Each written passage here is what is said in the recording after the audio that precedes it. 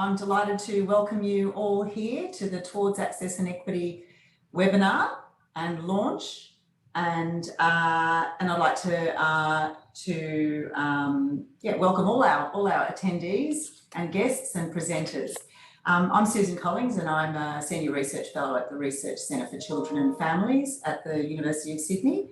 And I'm joined by my colleagues, Dr. Margaret Spencer. Hello, everyone. And Paycom, who the three of us have worked together on this project.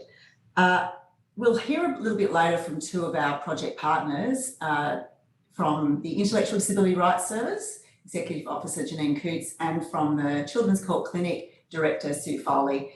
But without further ado, I'd like to hand over and warmly welcome Glendra Stubbs, AOM, to do the Acknowledgement of Country for us. And we're very grateful to you, Glendra. Glendra is a partner and a member of our advisory group. After you hear from Glendra, you will also, we'll pass over to the Attorney General, Mark Speakman, who will give some opening remarks for the project. So I'll pass over to Glendra now. Oh, thanks everyone. Yalamandu Marang Galindara. I'd like to acknowledge that I'm on the land of the beautiful Daruk and Gulingara people overlooking the beautiful Mount Hay, and say thanks for allowing our elders past, present, for keeping such good care of our beautiful land. As Sue might have told you, I came down to the dreaded Corona, but thank goodness we live in Australia where we have such beautiful medical care. I'd also like to acknowledge our emerging elders and say thanks for them holding to our heart and acknowledging the gift of coming forward. Also want to acknowledge all the people on the panel, because this has been an amazing project to be part of. Way back in the day, I volunteered at what they would call now a large institutional group home, where people with intellectual disabilities were placed and never to be seen.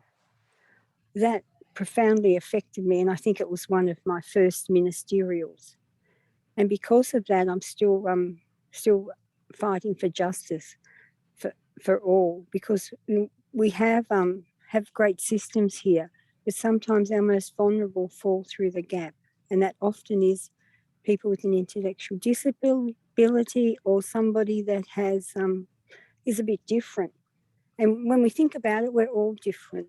So I want to thank the past Attorney Generals who were very kind and wrote beautiful things about me in my for my OAM.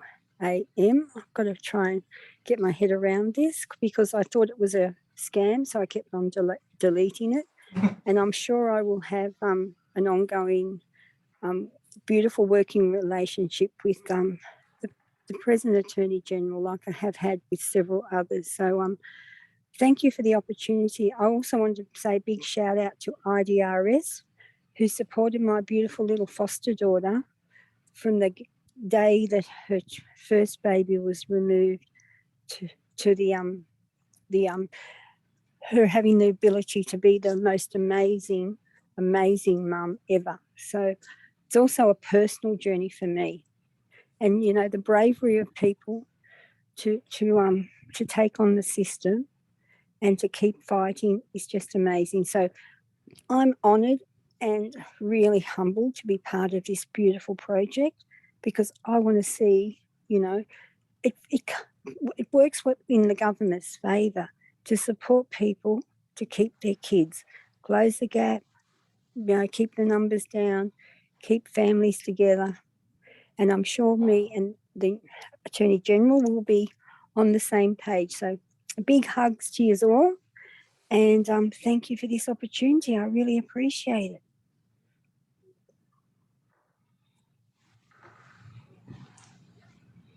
Thank you, Dr. Collings, and thank you, Auntie Glendra Stubbs, OAM, for your welcome to country. I too acknowledge the traditional custodians of the land on which the university stands, the Gadigal, of the Eora Nation, and I pay my respects to their elders, past, present, and emerging. The New South Wales Government's Access to Justice Innovation Fund provides funding for projects that demonstrate how new and innovative methods of service delivery can support people experiencing social and economic disadvantage to resolve legal problems. In July 2021, $76,000 was granted from the fund to the University of Sydney to develop a fairer assessment model for parents with cognitive disability who are involved in care proceedings before the Children's Court. This new resource is a stellar example of collaboration and innovation between higher education, advocacy and support groups, and the legal system. The project has been developed through a co-design approach with Children's Court clinicians and assessors, and through an innovative approach by consulting parents living with an intellectual disability. While there's been a lot of research into the difficulties faced by parents living with intellectual disabilities, this project is unique because it looks at access to justice and the area of child protection law, including dealing with the Children's Court. It provides ways to establish clear communication with parents living with intellectual disabilities and therefore make sure that these parents understand their rights. Congratulations, Dr. Collins, Dr. Spencer, and PhD candidate Ms. Pei Kong, who collaborated on the important Towards Access and Equity study with Sue Foley from the New South Wales Children's Court Clinic, Jadine Coots from the Intellectual Disability Rights Service, Wash House Inc., Magistrate Tracy Sheedy of the New South Wales Children's Court, and Auntie Glendra Stubbs. This remarkable resource is a direct result of your experience and innovation.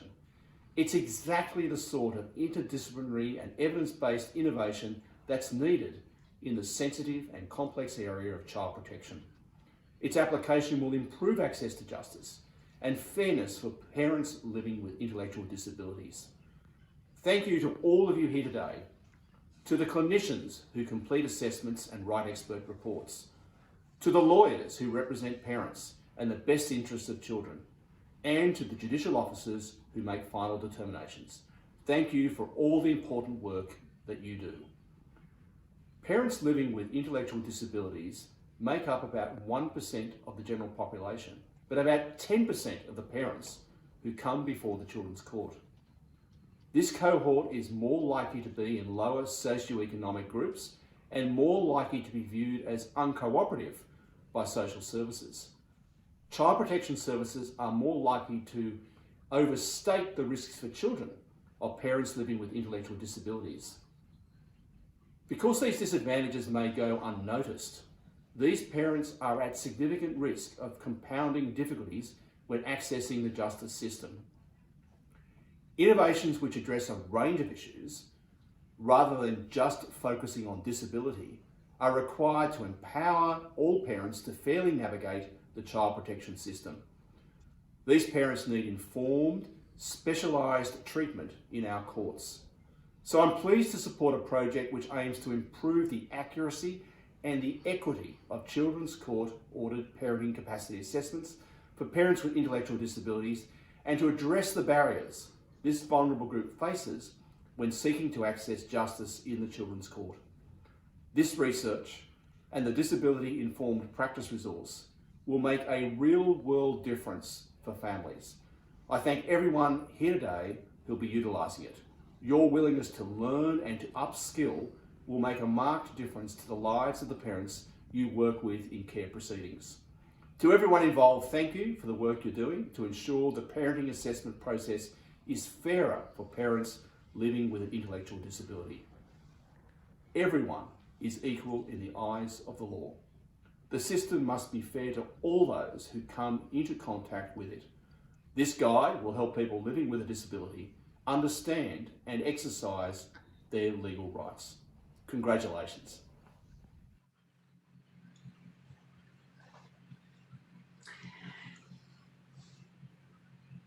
And thanks to Auntie Glendra, and also we greatly appreciate the support of the Attorney General and the funding received for this project.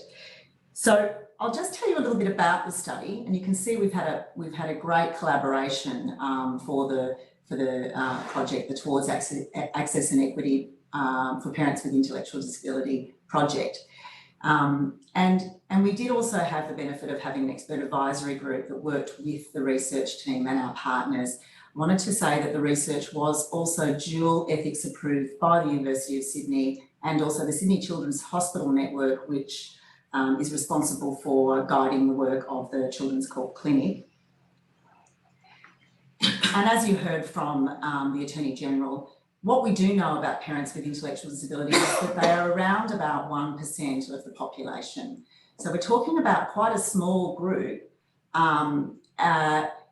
but we also know that probably does understate the prevalence of this group for many reasons that I won't go into here about how we collect data and report on people with disability in general. And also because of the sorts of issues that parents have and are trying to manage without coming to the attention of child protection services. We do know from a study done in the Children's Court of New South Wales almost 20 years ago that 1 in 10 care matters does involve these parents. So we're talking about a vast overrepresentation. Parents do try to fly below the radar in general, this group of parents. We know that from the research too, and that does compound their issues because they're not getting their needs met in a timely manner.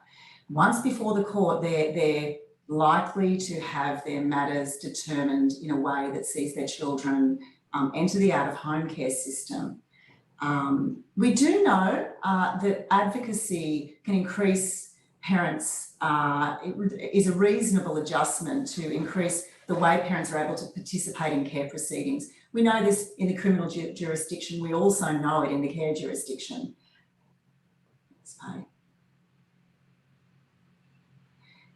So moving on to think about parenting capacity assessments. Now, we all know here in this, the attendees of this webinar, just how tough a task this is for courts. They're trying to weigh up the evidence and reach a determination about what is in the best interests of children. The stakes couldn't be higher.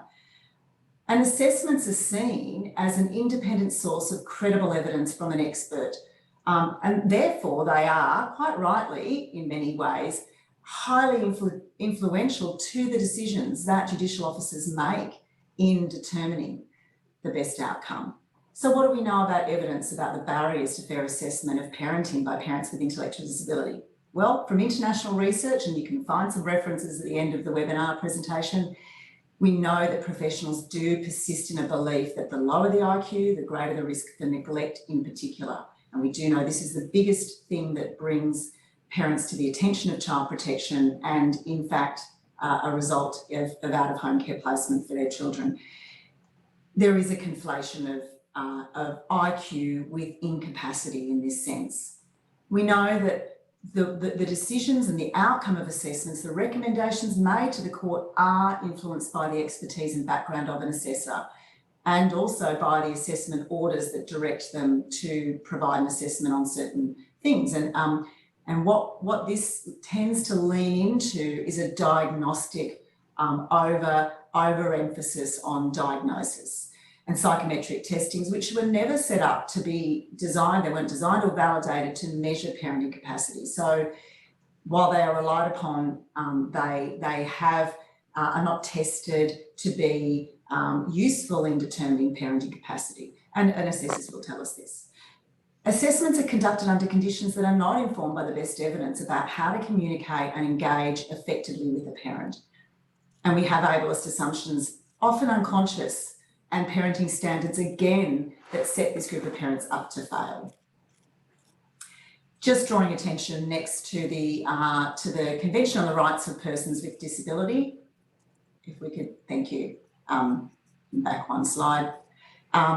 Which is Article 13. And again, just drawing your attention to the fact that the Convention does indicate a responsibility on state parties to make sure that legal proceedings are conducted fairly and equitably, and that this includes promoting appropriate training for those working in the field of administration of justice. And in this case, we're talking about justice in terms of the child protection jurisdiction. Thanks.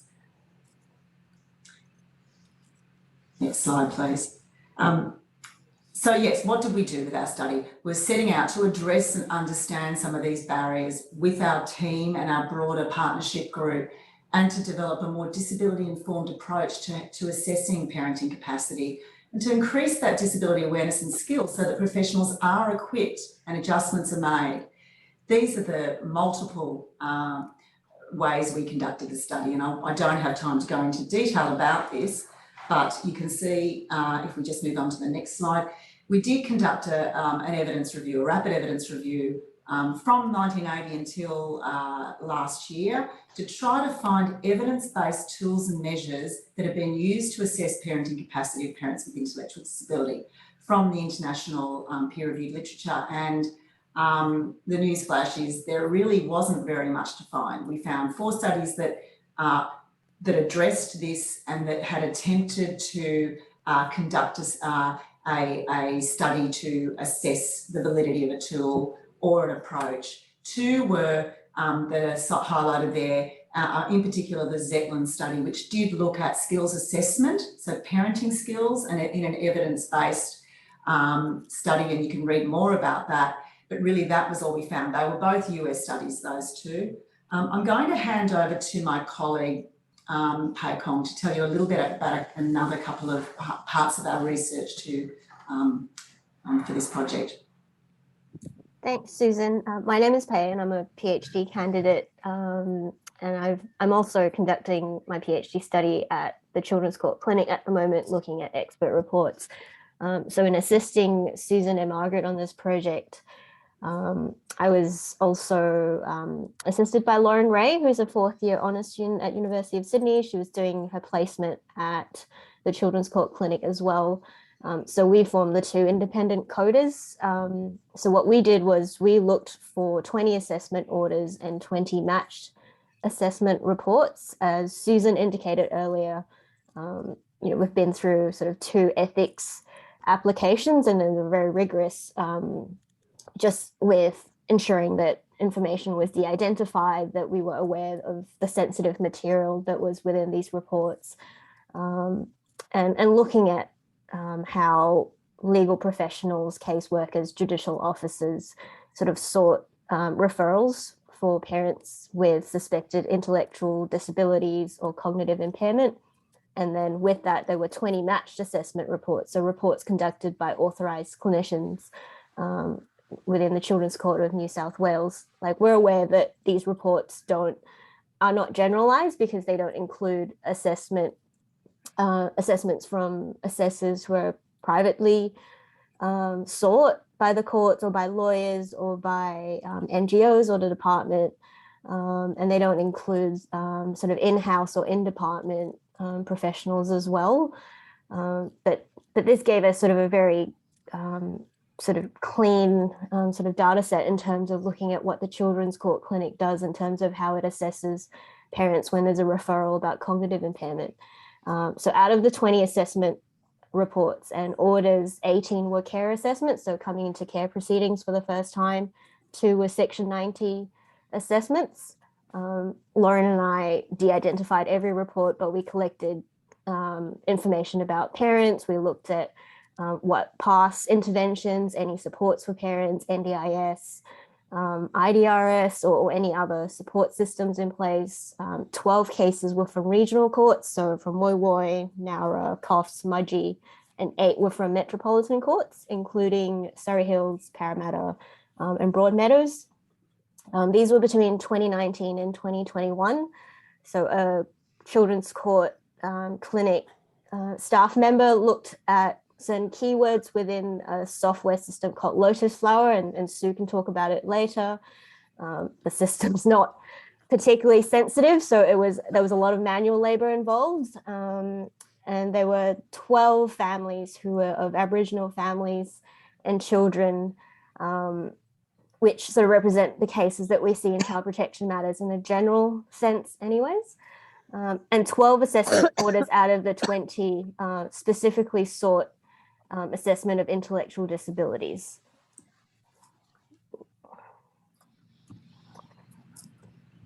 I won't read out everything that's here, but we're sharing the slides as someone asked earlier. and this is just a snapshot of what we looked at, but we collected a whole range of information. And what we found was there is an interchange between cognitive impairment and intellectual disability. So I think what we found was sometimes when the Children's Court Clinic gets the referrals, sometimes there's a misunderstanding where cognitive impairment might be considered the same as intellectual disability. And for those who are aware, they're very different, and intellectual disability and diagnosis of this follow a specific sort of criteria that's different to cognitive impairment. The reasons for referrals were very vast, and I've only listed only a handful that I could fit onto these slides, but it looks at if there's perceived difficulties with compliance, if they think a parent's unable to understand protective concerns, or if they're concerned about memory. Whether it's a caseworker or a legal professional might jump to the conclusion to say, does this mean that the parent has a cognitive impairment that ultimately impairs parenting? And often in these referrals, we found that there were comorbid presentations, such as substance use, domestic violence concerns, and a whole lot more that aren't listed here. And those were taken into consideration by the clinicians when they're assessing parents. And for them, sort of separate to some of the international studies that have said that, cognitive impairment or intellectual disability was the sole factor for removal of children, what we found was the clinician said sole sort of having a primary diagnosis of intellectual disability is not the sole reason for removal, but rather often it's the competing complexities, such as substance use or financial difficulties, or perhaps difficulties with decision making that might impact outcomes for parental capacity. And what we found that was a big sort of support for sort of funding that's needed in these cases was that clinicians had to modify the assessment process where they might not have in other cases where it's not as complex, where they would conduct assessments over several days, liaise with other professionals.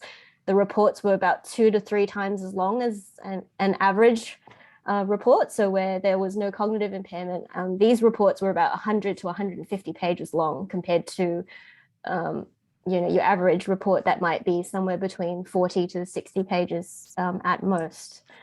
We also conducted a survey of professional beliefs, and this was more to corroborate what we were finding. And we had 65 respondents from the Department of Communities and Justice, Children's Court Clinic, and private practitioners, all who conduct assessments. So this was a bigger range of professionals who conduct assessments with parents with disability, consistent with the expert reports, and you're welcome to ask questions later. We found that a full IQ testing of psychometrics, for instance, was not as important for clinicians. They were more interested in adaptive functioning and how ID, for instance, affects parenting capacity in a general sense. And there were also more sort of focus on comorbid presentations and how this affects safety and the ability to provide needs to children and decision making. And I know I'm going through very quickly, so you're welcome to ask questions at the end or use the Q&A tab as we go. Susan, I'll pass it back to you. Thanks, Pay. Not sure we're on screen, but anyway, yeah, okay.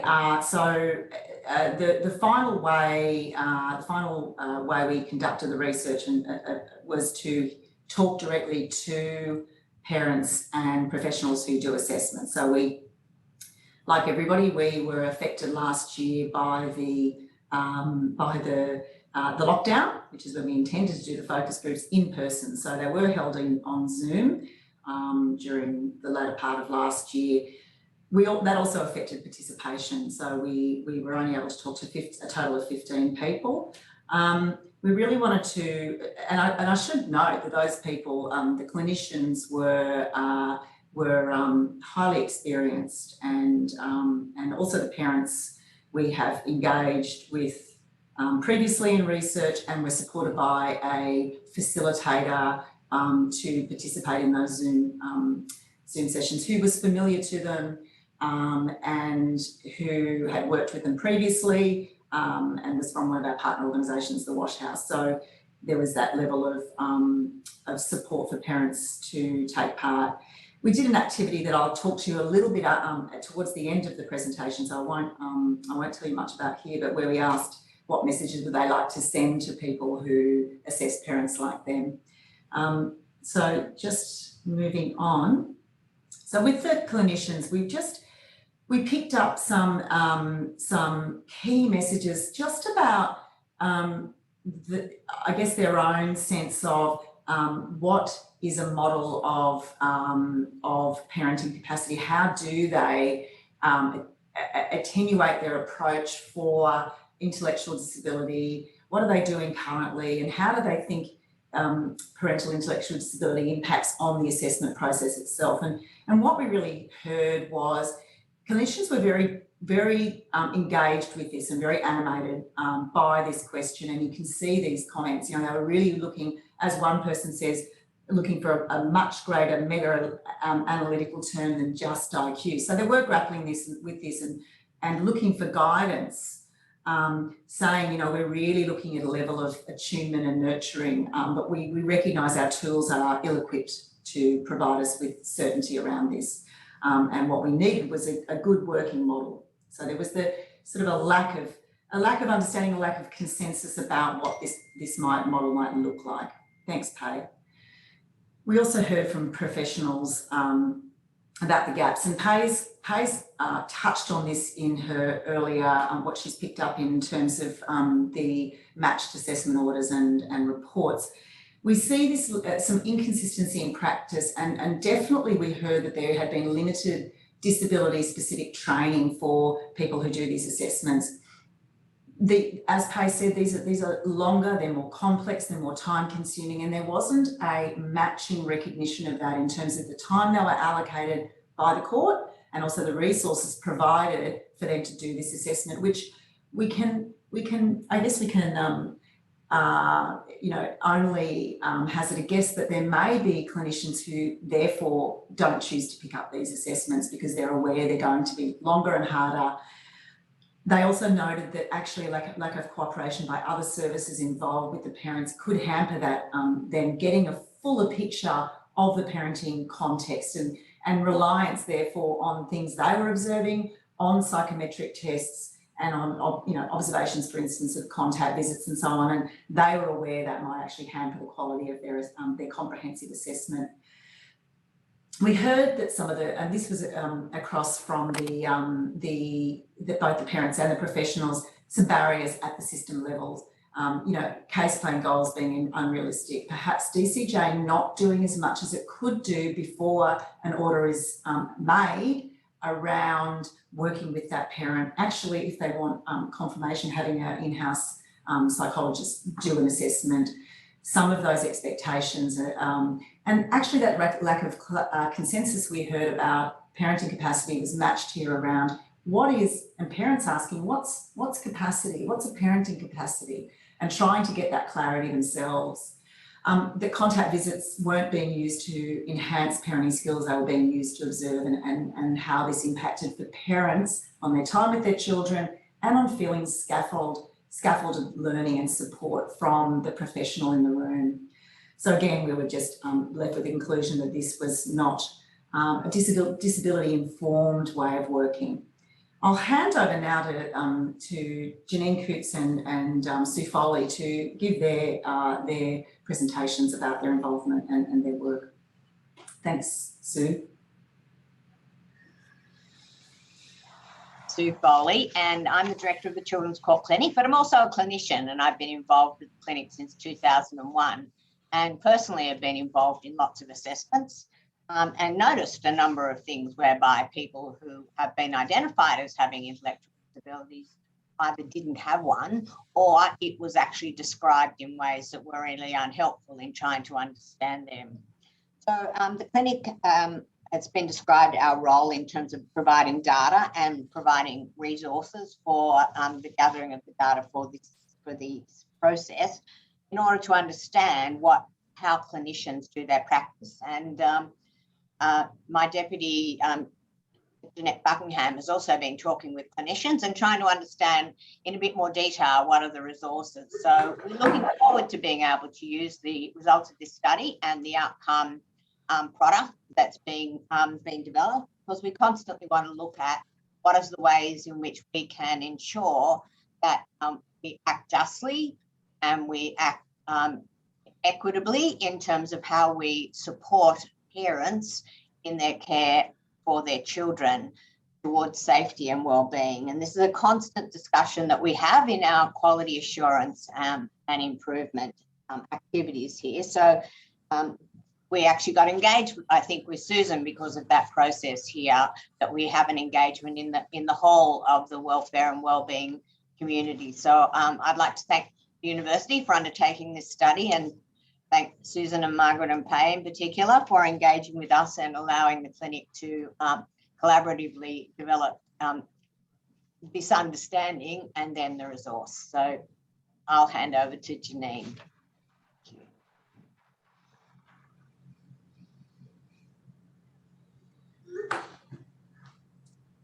Oh, it's the usual pitfall. I'm the Executive Officer of the Intellectual Disability Rights Service, and we're a community legal centre and disability advocacy service, and one very small part of our service is focused on supporting parents with intellectual disability, and that's when they're involved in a care and protection matter or when they're at risk of having the care of their child removed. And the two sorts of assistance we provide are legal advice, very limited amount of legal representation, and also non-legal advocacy, which is really advocacy for the parent and assisting the parent, also pretty much a casework support as well. So that is a really little service, and only the parent advocacy is only available in Southwest Sydney and the Illawarra. The legal advice is available to parents with intellectual disability throughout the state. So we've been doing this work for about 8 years, and we work with 70 or so parents each year.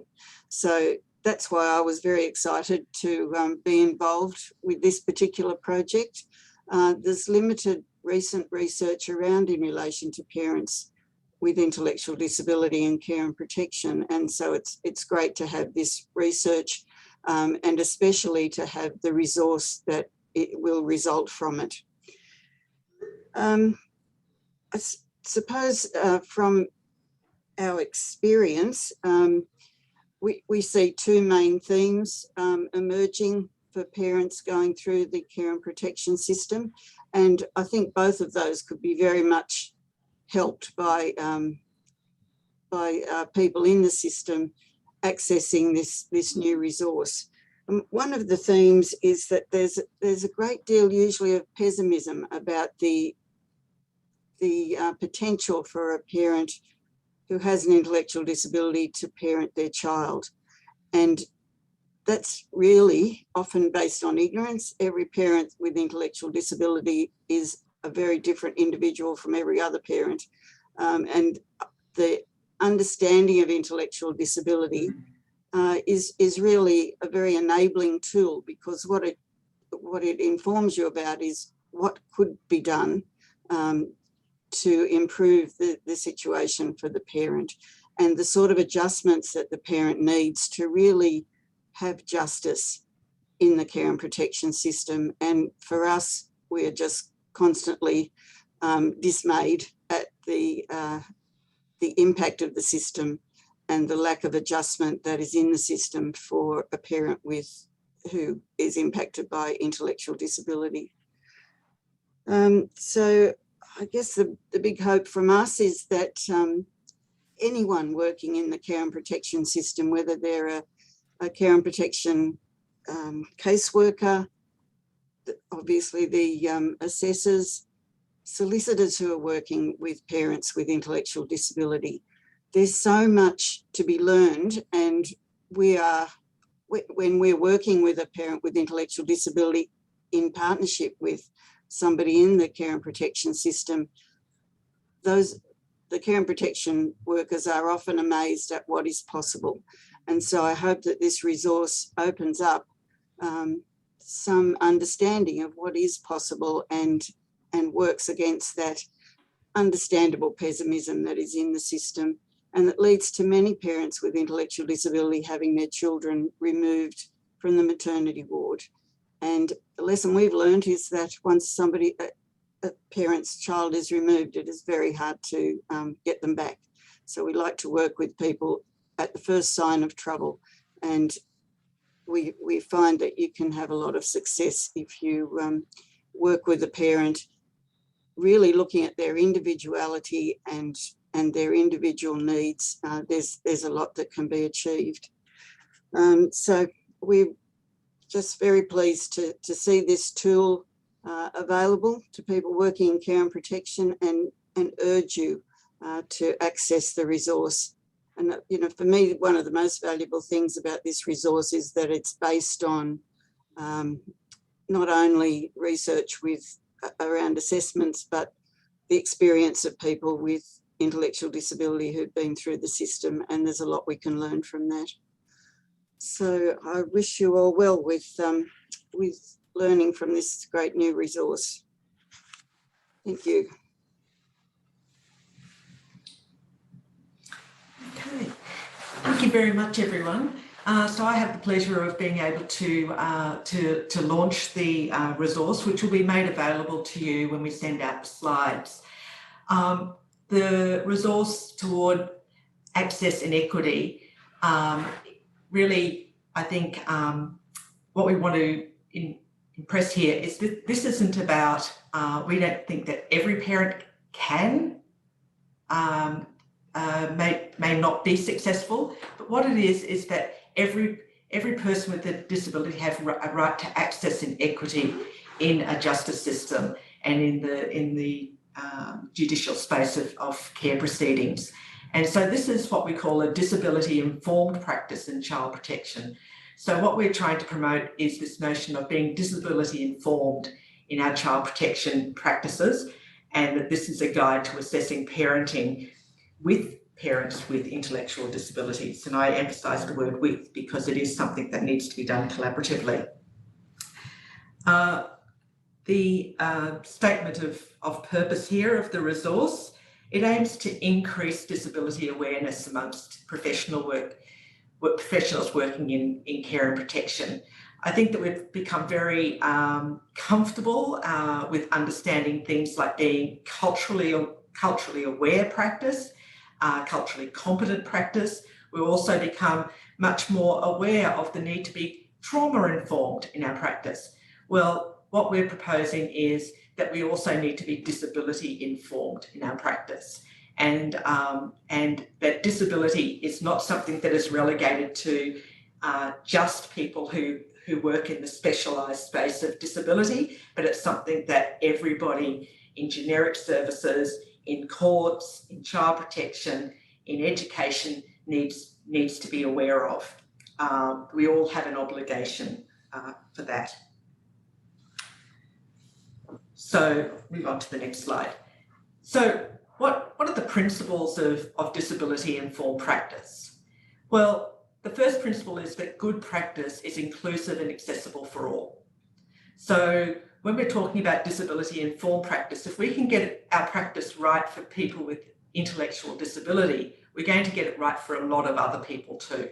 So in terms of the people who might be cynical and say, you know, we don't have resources, we don't have time, actually getting it right for persons with intellectual disability and parents with intellectual disabilities in particular, you're going to get it right for a lot of other people too. The key thing about disability informed practice is that we need to engage with all parents or any parent that we engage with as if they've got different abilities. And then we need to set out to understand those different abilities, their preferred way of communication, how they adapt to practice, what are the things from their ecology, from their past, their present, their environment that impacts on their ability to engage in what is being they're being asked to engage in. So we talk about this idea of being, you know, sort of probably at the sort of most minimum being disability aware. And, you know, that comes down to just being comfortable with the use of language, being able to, you know, say the word person with intellectual disability, parent with intellectual disability, to be able to feel comfortable and aware of the social barriers and stigma that persons with intellectual disabilities experience. Then there's that issue of being disability sensitive, and so being able to identify intellectual disability. Then being disability responsive, and then, you know, what we're trying to encourage here and promote is disability informed practice, and that's where, you know, lead organisations like Children's Court Clinic, the Children's Court itself, Child Protection System, really, you know, sort of move away from a deficit-based practice model to advocate for a system-wide reform that looks at how do we actually adapt, and adjust and support people with disabilities. And that issue of support is really important. In many other areas of disability, in many other areas in the disability space, you know, the move now is away from taking a deficit approach to actually looking at how do we enable people, how do we mitigate risk, how do we actually support people with their life goals. And we've all heard that through the media with the NDIS. Next slide. One of the other approaches that underpins this resource is an approach that comes from my own practice. And I have to say, you know, my practice in the Children's Court with parents with intellectual disability stems back now over 30 years. And I would like to say that I've seen a lot of progress in that 30 years, but it's been quite incremental. I think we're heading in the right direction, but it is still incremental. And I think one of the things that we've talked about all along in this presentation is the importance of engagement. And so underpinning this is this engagement approach. The first thing that has to underpin our disability informed practice and our assessment approaches is really getting engagement right.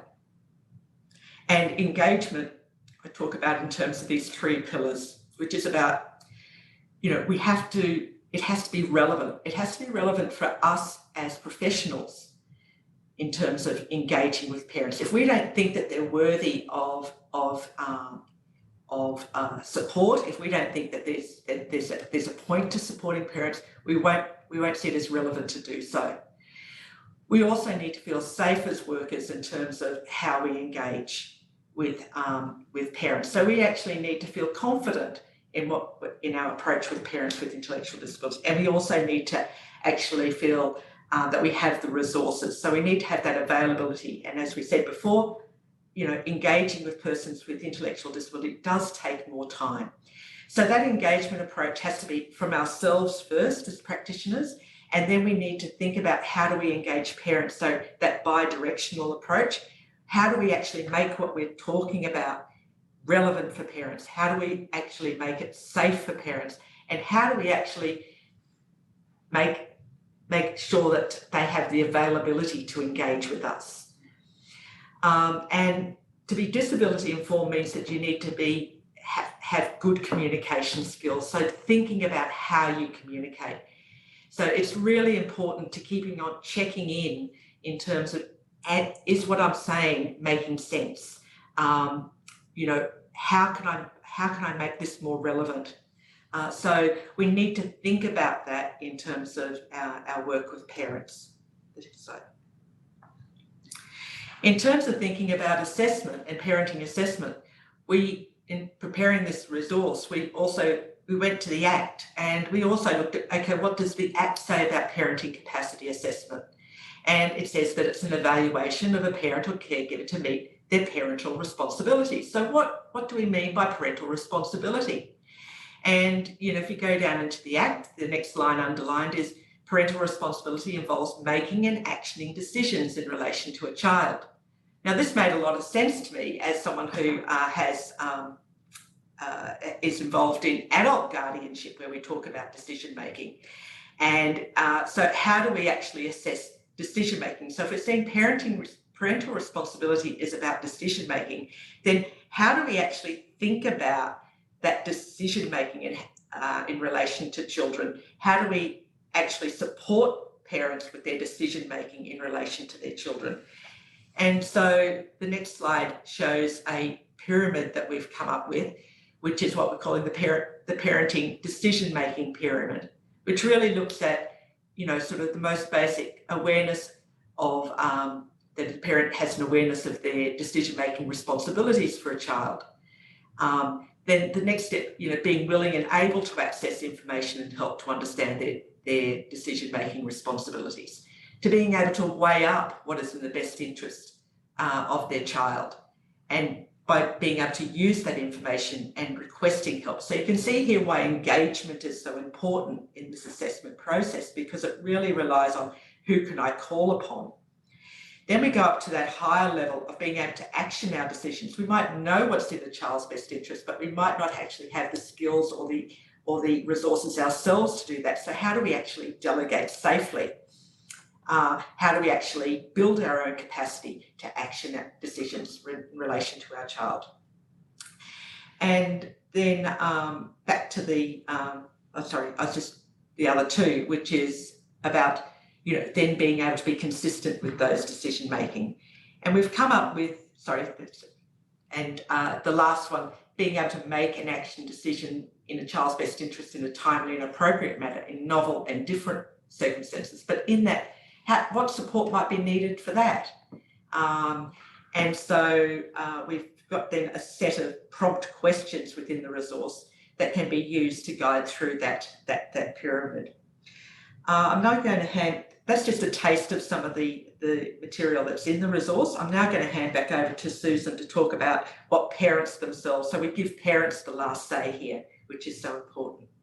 Thanks, Mark. So yes, we did, as I mentioned during the focus groups, we actually, after hearing parents talk about some of the barriers they'd faced, we wanted to give them the opportunity to speak back and to say what would have made a difference. And we heard some really important messages which we've included in the resource, just again to ground it in the experience of parents. Importantly, number one, don't prejudge us before you meet us. Don't assume we are incapable. Make sure we're prepared, send information our way, talk to us so we aren't so intimidated, because you're going to get the best out of us when you meet us, if we are prepared, if we're able to know what to expect. And as I said, parents didn't even understand what this term parenting capacity was about, but it was terrifying for them. Make sure we know our rights. Importantly, and this is an adjustment that is really, critical to what we are expected to do under the convention. Tell us what's going to happen, how long it's going to take, and remind us that we can actually have a support person, including, you've heard from Janine about the Intellectual Disability Rights Service. Now, this is not available to every parent, even in New South Wales, certainly not in the country, but there are other disability advocacy organisations. If you don't have a specialist disability service that's available that specialises in the children's court jurisdiction, you are entitled to have a support person, and make sure that you support that as a professional. Make sure you support access to that. Introduce us, make it human. Have that, as Mark talked about in terms of the engagement, make sure you are a human being first. Tell us what you're going to do and why. Explain things in plain English. Thanks, Pay. And then in terms of during the assessment, so that's the preparation stage, make sure it's not too long. The cognitive load is quite heavy for many people with intellectual disability when they are involved in these sorts of processes and assessments. They're probably hard for everybody. Again, as Mark pointed out, this is about good practice in general, but you need to be aware that people with intellectual disability are also many of them will have problems with that kind of intensive concentration. So make sure you factor in breaks. Keep asking us if we need a break. Don't use our contact visits for your assessment. That's our time. This was a resounding message back. Ask us how we learn. Ask us what our difficulties are. Again, bring intellectual disability into the conversation. Make sure you know us and you know what our specific needs are. Don't ask a lot of questions. Don't expect us to write things down. and so on. You can read these, but they are really important grounding messages from parents. At the end, now we heard that most people get a whopping big report sent to them. As Pay told you, these are complex reports. They are very lengthy, and nobody often sits down with them and reads them to them. There isn't an easy read version of these things made. Now, this is the kinds of adjustments that are required under the convention, making sure that parents with intellectual disability do have access to justice. They have to understand what's in that report, and it needs to be communicated in a way that they can understand. Make sure there's no surprises. This is down again to lawyers and to the communication with your legal representatives, so make sure that they are aware what's going to be said about them, and it's accurate. Give them a chance to read it. Follow up with the people they suggested you talk to, so that if there's somebody that can help them with the report, or perhaps it's some system navigation that they may need, just really, connect with them and make sure that it isn't just a one-off event, that this is actually part of us, potentially a support opportunity for parents, and not just driven by the need to have a legal result achieved within a certain time frame. Now, we're a bit over time, so I'm going to stop right there and hand it over to Pay to tell us what's coming out of the chat and what questions we have.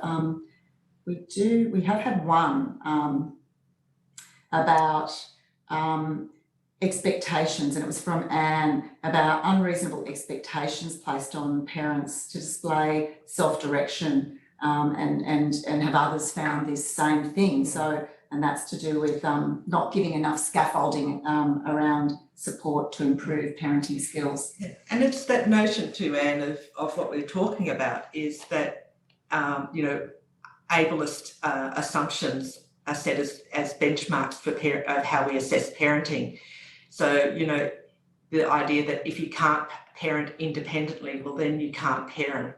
Whereas the reality is that most people parent with support, and that and having ongoing support shouldn't be seen as a impediment to being able to parent your children. There was also a really good question about Aboriginal families. So the question was, given that Aboriginal families are overrepresented in contact with child protection services, this person's interested to understand, has there been much opportunity for partnering with Aboriginal parents with disability and ACCOs in developing this research to date, or is this intended to be a future research area or direction? Yeah, it's a great question. And what we did, a number of the parents who we spoke to do identify as Aboriginal parents, and we didn't involve ACCHOs in this project. It was a very short time frame that we worked, and we went to our main partners. However, I do know the Children's Court Clinic has been doing some work with around this area and may want to speak to this. And I absolutely agree. I think that intersection is a really important one. And I think we talked about the cultural awareness and really sort of layering and recognising, I guess, the individuality of each person and the kinds of where, their individual ecology, including their background and their cultural relationships as well, and important relationships there. I don't know if anybody else on the panel wants to add something to that. I think we need to also, I suppose, just put as a disclaimer or as a caution in terms of we know that Aboriginal families are overrepresented in child protection. We know that parents with intellectual disability. The link there is one that that needs much more research, because there's also the danger that we can sort of assume that because people have an Aboriginal background that's there's a link there with intellectual disability. So I just raised that as something that that needs to be put out there in terms of the data that we collected. But I think certainly there's importance to look at Indigenous ways of knowing and parenting, and particularly this notion of supported parenting in this space from an Indigenous perspective is that research is well overdue. Yeah. Well, I think from the expert reports that I looked at, I think what I really noticed was with Aboriginal families, there was a lot of work done to preserve the Aboriginal placement principles. So I actually found that it was somewhat of a protective factor if the parent with IG was of Aboriginal background, because the clinicians were ensuring that they were engaging with elders or the community and Aboriginal services to provide scaffolding to parents. And this was something we discussed with the team, and we're still sort of dissecting the information, and that's why we haven't really spoken in great depth. But what we found was there was actually greater likelihood of clinicians recommending that parents of Aboriginal background have children remain in the care of kinship carers, and so that family can be involved in the care of the child. So it might not be PR to the parent, but it's kinship placement, it's preserving the child's family and cultural needs, it's ensuring that the parents do have that continuity of care and day-to-day engagement with the young child. And often we found that there was recommendations for PR to the minister still to ensure that, you know, whether it's safety concerns or risk concerns that they have, but that the child was. Sorry, I was just going to say, I wonder if Annie Glendra had anything she'd like to add to her hand up, I think. As always, I've got something to say. I think I want to say thank you to IDRS for the work they do. And I thought as part of the Royal Commission into Disability that Kate Alexander promised more money to you guys, unless I was unconscious at the time that I heard that. So let's hold them accountable, because, you know, it is an amazing, and it is only a little service, but it makes a whole heap of difference to people that, you know, are lucky enough to be able to be part of this service. And the other thing I think is we need to change legislation back to not leaving it for the poor magistrates to make a decision, to have it that when kids are going to come into care, that a whole heap more stuff is put in to support the families to stay together. That's the Aboriginal way of doing business. That's the cultural safe way of supporting parents to keep their kids. Thank you, Annie Glendra, and I think that's a perfect note for us. If somebody from the court system wants me to write a paper, I mean, I'm happy to say it if someone else will type it. We'll talk later. So thank you, Annie Glendra. And Pay's just put up on the screen, we actually have another webinar launch next week for a project that may be of interest to some of the audience. And it's a project where we worked with, it was a co-design project working with 6 mothers with intellectual disability. And it was looking at gaps between mainstream family support and the NDIS. So please take a photo of a screenshot of that and there's QR code. one more thing I want to say is, you know, that there's quite a few departmental reports that have blatantly lied. They should be held accountable the same way as other people that produce the court and lie. You know, when they lie about families or exaggerate it, that's not actually okay. If you did that in a criminal court, you'd have your ear ripped off.